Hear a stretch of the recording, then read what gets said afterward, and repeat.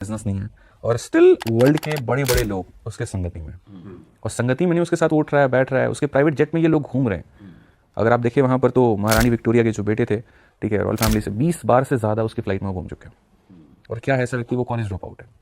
फिर कहानी शुरू होती है कि जब वो कॉलेज ड्रॉप आउट थे, उसके बाद में समझ में नहीं आया भाई कि करना क्या है वहाँ, तो इन्होंने लिंक्स लगाने शुरू की कि कुछ लिंक लगाते हैं, जैक लगाते हैं, और जैक लगा करके धीरे धीरे नेटवर्क पर काम करते हैं। कई ऐसे लोग होते हैं ना, आम भाषा में आप दलाल शब्द भी कह सकते हो, ठीक है। तो उनका काम ही वही था वहाँ। तो उनकी एक फ्रेंड थी, मैक्सवेल नाम था, पूरा नाम मुझे याद नहीं है। तो वो बहुत एक बड़ी, उनके मतलब फादर थे, उनका बहुत बड़ा प्रेस था, ठीक है। उनकी वो बेटी हैं, और उन्हीं के साथ मिलकर के सबसे पहले ये लोग शुरू करते हैं लड़कियों को हायर करना, जो 13 से लेकर के 15 साल की लड़कियां होती हैं, और बहुत सामान्य परिवार से आ रही है, गरीब परिवार से आ रही है। तो उनको ये कहना कि हाँ चलो ठीक है, तुमको मॉडलिंग हम सिखाएंगे, या ठीक है मसाज थेरापिस्ट तुम्हें जो है बनाया जाएगा। और फिर बाद में धीरे धीरे इन्हीं लड़कियों को ह्यूमन ट्रैफिकिंग के अंदर में लेकर के आना।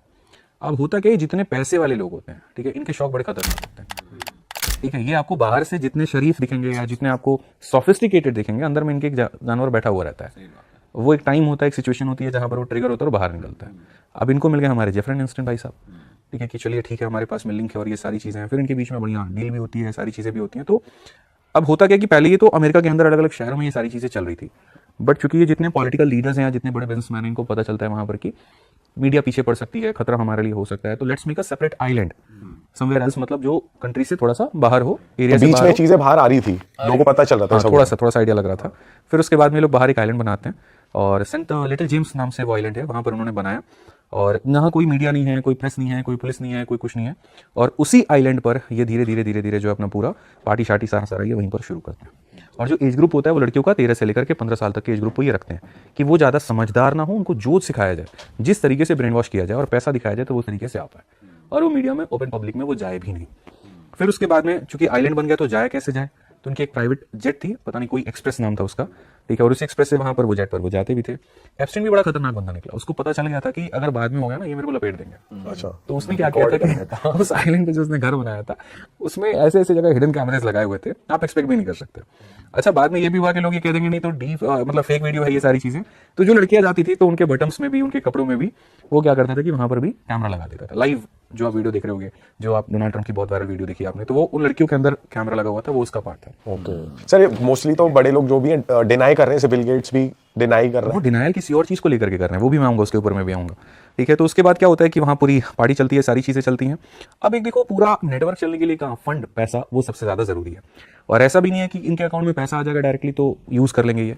तो क्या करते हैं, ट्रस्ट बनाते हैं, फिर ट्रस्ट के अंदर में ये पैसा आता है, और उससे ही दिखता है कि ये बेनिफिट काम हो रहा है, बेनिफिशियल काम हो रहा है, लोगों को पैसा जा रहा है, चैरिटी मिल रही है, ठीक है। लेकिन असल में चैरिटी के नाम पर वो चीज़ें कुछ और ही होती हैं, ठीक है। आपको पता होगा, मतलब ये जो हमारे एप्स्टीन है, ठीक है, इन्होंने हार्वर्ड जैसी यूनिवर्सिटी को भी फंड दिया। जिस हार्वर्ड में जाने के लिए लोगों को ये लगता है कि एक सपना है हमारा हार्वर्ड में जाए, हार्वर्ड को ये डोनेशन देते थे। क्रेजी। और जितने भी ये बैंक हैं, ये सारे के सारे बैंक यहाँ पर एप्स्टीन के बारे में बहुत अच्छे तरीके से जानते थे कि इनके अकाउंट से सिर्फ लड़कियों को ही पैसा क्यों जा रहा है। पेमेंट बिजनेसमैन से आ रहे हैं और सारे के सारे लड़कियों को पैसा जा रही है, साफ दिख रहा है कि ह्यूमन ट्रैफिकिंग हो रही है। लेकिन ये बैंक भी इनके अकाउंट्स को सीज नहीं करते थे, ये इसको होल्ड करके रखते थे, क्योंकि उनको भी बेनिफिट मिल रहा था, इंटरेस्ट मिल रही थी, सारी चीजें मिल रही थी। अभी जब कोर्ट का आदेश आया तो सभी बैंक के ऊपर में पेनल्टी लगा है, और बड़े बड़े बैंक है, ऐसा भी नहीं है कि कोई छोटा बैंक है। तो ये पूरा पिरामिड इन्होंने बना रखा था कि जैसे एक बैच इन्होंने लड़कियों का बनाया, अब उसी बैच को प्रमोट कर रहे हैं कि तुम दूसरा बैच लेकर के आओगे तो तुम्हें इतना पैसा मिलेगा। वो जो नेटवर्क मार्केटिंग होती है ना, उसी तरीके से फिर दूसरा बैच तीसरा बैच को लेकर के आ रहा है। ये इनके मतलब एक बन गया पूरा लड़कियों का ग्रुप। अब इससे पैसा कैसे कमाया जाए, तो सारे बिजनेसमैन आ रहे हैं, वो सारा पैसा बना रहे हैं, और इसके पास पैसा आ रहा है तो ये बैंक में, मीडिया में और हर जगह पर पैसा दे करके पूरा मामला इन्होंने शांत रखा।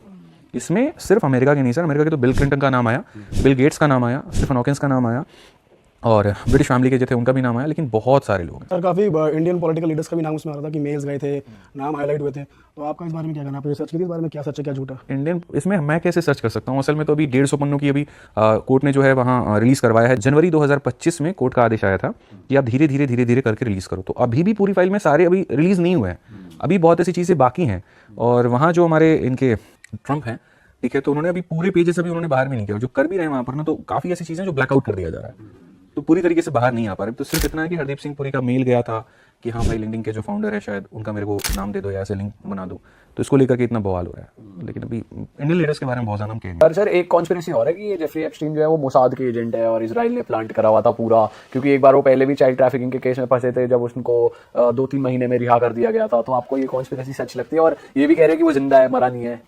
एप्स्टीन अगर मानो किसी और कंट्री का कोई भी एजेंट होता तो वो अमेरिका में क्यों रहता? और अगर अमेरिका में रहता तो उसके साथ में अमेरिका के राष्ट्रपति क्यों घूमते?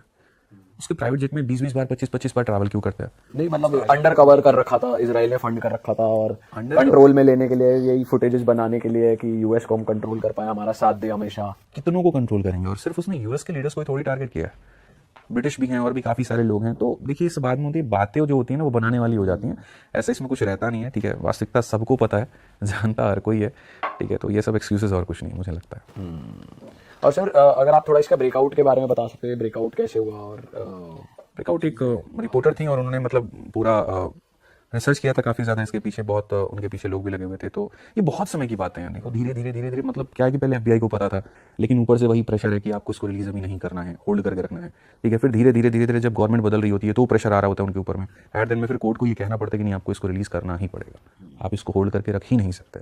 उस रिलीज में भी पूरी तरीके से रिलीज नहीं कर रहे हैं, अभी थोड़ा होल्ड करके अपने हिसाब से यूज कर रहे हैं बेसिकली। नहीं तो आपको ये जेफरे एप्स्टीन जो है ये तो मतलब SCC में रखा गया था। ये एक ऐसा सेल होता है जहां बहुत कड़ी निगरानी में होती है और उसके अंदर में कोई व्यक्ति चाहे तो सुसाइड भी नहीं कर सकता है।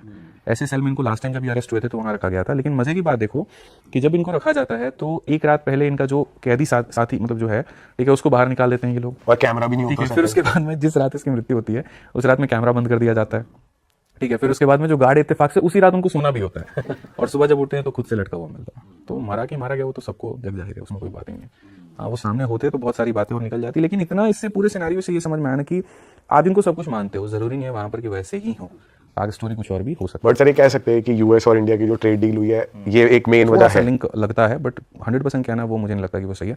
आप लोग ज्यादा समझदार हो, आप लोग कमेंट बॉक्स में बताओ।